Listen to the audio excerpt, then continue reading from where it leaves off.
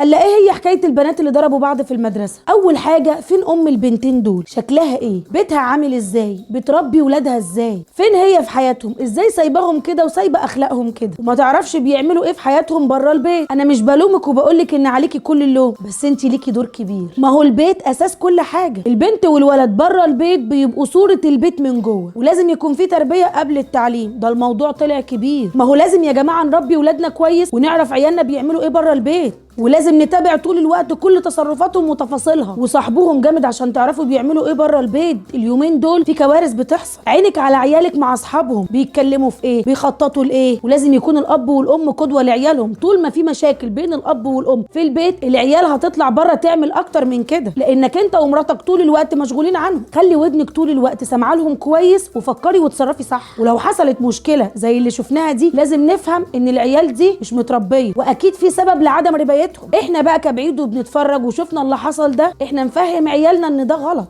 وان العنف مش هو الحل. وبعدين ينفع حد يضرب حد بالشكل ده علشان بصه؟ هو احنا في غابه؟ ادخلي في حياه ولادك وامسكي تليفون ابنك او بنتك وافتحي الشات اللي بينهم وبين اصحابهم، شوفيهم بيقولوا ايه، بيشتموا بعض ولا لا على الشات، دماغهم واصله لفين مع بعض. والنبي بقى هتطلع واحده تقول لي ما ينفعش افتح تليفوناتهم. لا، سيبيهم لغايه ما يجولك يا ضاربين يا مضروبين. وفي كمان من اللي حصل ده حد عليه لوم. وربي عيالك على النخوه، مش يقفوا يصوروا زي اللي كانوا واقفين بيصوروا. وبعدين ما كده كده المدرسه فيها كاميرات، مش كاميرات موبايلاتهم هي اللي هتنقل الواقع صح يعني. وكان لازم الامن والمدرسين والمشرفين يتدخلوا اسرع من كده. ما كانتش البنت اتبهدلت قوي كده، كانوا لحقوها. فوالنبي كل واحده منكم تقول لابنها او بنتها وهم رايحين المدرسه يروحوا بادبهم ويرجعوا بادبهم. احنا رايحين نتعلم، مش رايحين نتخانق ونضرب بعض.